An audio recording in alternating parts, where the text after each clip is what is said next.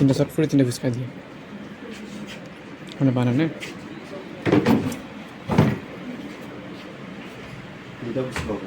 3টা ফুচকা 3টা চটপটি। আমি এটার নাম কি? শিবির বাজার।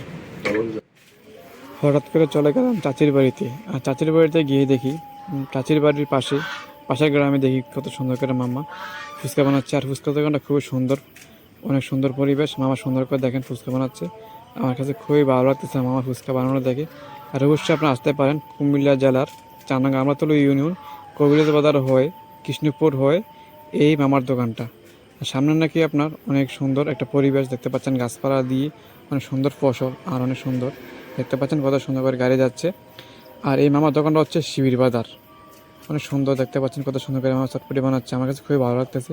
আর অবশ্যই আপনারা আসবেন এই মামার দোকানে এসে একবার হলে খেয়ে যাবেন, দেখবেন আপনারা অনেক কিছু বুঝতে পারবেন এই চটপটি খেলে।